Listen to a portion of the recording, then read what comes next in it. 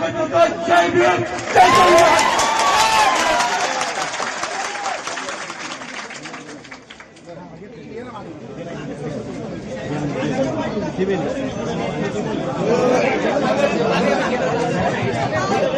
थोड़ा मोबाईल मागे घे मित्र। उपस्थित सर्व विद्यार्थ्यांना माझा जय भीम, जय आदिवासी, जय बिरसा, गुलगुलान जिंदाबाद, गुल जोहार।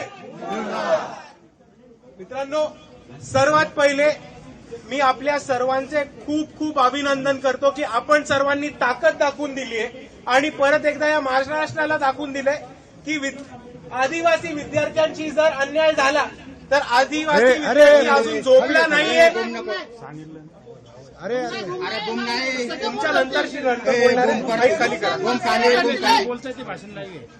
मी इथे आदिवासी विद्यार्थ्यांनी एवढंच सांगतो की आपण सर्वांनी परत एकदा दाखवून ठेवलंय की जर सरकारने आदिवासी विद्यार्थ्यांचा फंड चोरायचा प्रयत्न केला, त्यांच्या मागण्या दाबायचा प्रयत्न केला किंवा त्यांच्या हक्क जे आहेत ते त्यांच्यापासून हिणून घ्यायचा प्रयत्न केला तर आजही इकडचा आदिवासी विद्यार्थी जागा आहे, तो आंदोलन करू शकतो आणि सरकारला जाब विचारू शकतो। आज आपण या आंदोलनाच्या माध्यमातून दाखवून दिलंय, त्याबद्दल आपल्या सर्वांचे खूप खूप धन्यवाद करतो। मित्रांनो, आपल्या मागण्या खूप नाहीयेत, आपल्या मागण्या खूप जास्त आवाक्याच्या पण नाहीयेत। आपल्या सोप्या मागण्या होत्या। सर्वात पहिले की जिथे जिथे आदिवासी हॉस्टेल असेल विद्यार्थ्यांसाठी तिथे तिथे एक चांगल्या दर्जाचं मेस झालं पाहिजे, ही आपली पहिली मागणी होती। दुसऱ्या बाजूला गडचिरोलीमध्ये ज्या आदिवासी विद्यार्थिनींना साप चावला होता आणि ज्यांचा त्याच्यामध्ये मृत्यू झालाय त्या विद्यार्थिनींच्या कुटुंबाला 1 कोटीची मदत ही सरकारकडनं दिली पाहिजे आणि त्यांच्या घरातल्या एका व्यक्तीला सरकारी नोकरी दिली पाहिजे, ही आपली दुसरी मागणी आहे। तिसरी मागणी आहे की आदिवासी कोट्यामध्ये आदिवासींचं सर्टिफिकेट वापरून जे भामटे घुसखोर शिरलेत त्यांचा सर्टिफिकेट रद्द करा आणि आदिवासींचं आरक्षण आणि आदिवासी विद्यार्थ्यांचं आरक्षण हे फक्त ओरिजिनल आदिवासींना मिळायला पाहिजे, डुप्लिकेट कोणीही नकोय।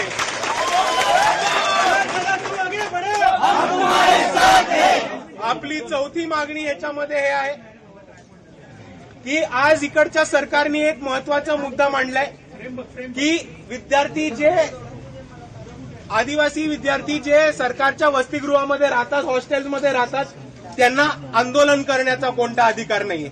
सर्वात पहिले जे सरकार म्हणतं की यांना अधिकार करण्याचा कोणताही अधिकार नाहीये, त्या सरकारचा आम्ही धिक्कार करतो आणि त्यांना हेच सांगून ठेवतो की आज इकडे मुख्यमंत्र्यांना आमची बाजू मांडायला लागतीये, मुख्यमंत्र्यांना आमच्याबद्दल बोलायला लागतंय, उईके मंत्री जे आहेत त्यांना मुख्यमंत्र्यांना आपला इश्यू घेऊन जायला लागतोय, कारण आज विद्यार्थ्यांनी आंदोलनाची भूमिका घेतलेली आहे।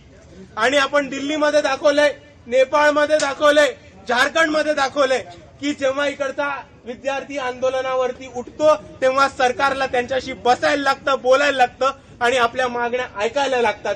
म्हणून जेव्हा सरकार सांगतं की कोणत्याही वसतिगृहातला राहणारा विद्यार्थी आंदोलन करणार नाही, आपण त्या सरकारचा GR उडून लावू आणि आपण इकडेच आंदोलन करू।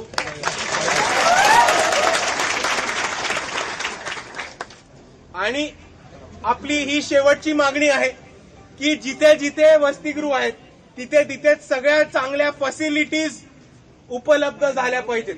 असे कितीतरी आदिवासी विद्यार्थी वसतिगृह आहेत, हॉस्टेल्स आहेत जिथे बेसिक साफसफाई होत नाही, जिकडे चांगला खायचा दर्जा मिळत नाही, जिकडे स्वतः एक मेस उपलब्ध नाहीये किंवा जिकडे आदिवासी विद्यार्थ्यांना जमिनीवरती झोपायला लागतं, साधी बेड, कॉट किंवा चांगले टॉयलेट बाथरूमची सुद्धा सोय करून देत नाहीत। आणि म्हणून आमची सरकारकडे हीच मागणी आहे की जिथे जिथे आदिवासी हॉस्टेल्स आहेत त्याचा सर्वात पहिले तपास व्हायला पाहिजे, त्याचा एक ऑडिट व्हायला पाहिजे आणि जितक्या पण गोष्टी कमी आहेत, जितक्या पण फॅसिलिटीजची कमतरता आहे त्या सगळ्या फॅसिलिटीज तातडीने उपलब्ध करून दिल्या पाहिजेत, ही वंचित बहुजन आघाडीची अजून एक सरकारकडे मागणी आहे।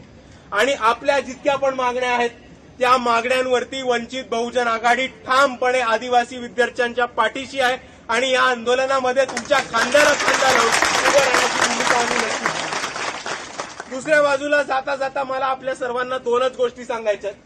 सर्वात पहिली गोष्ट की मागच्या वर्षी वंचित बहुजन आघाडीने एक आदिवासी आयुक्तालय नाशिकमध्ये जे मुख्य आयुक्तालय तिकडे एक आंदोलन केलं होतं आणि त्याच्यामध्ये आमचं एकच म्हणणं होतं की या वर्षी होणाऱ्या नाशिकमधल्या कुंभमेळाव्यासाठी आणि दुसऱ्या बाजूला सरकारने चालू केलेल्या लाडक्या बहिणीसाठी खूप मोठ्या प्रमाणावरती एससी आणि एसटीचा फंड हा फिरवला जातो.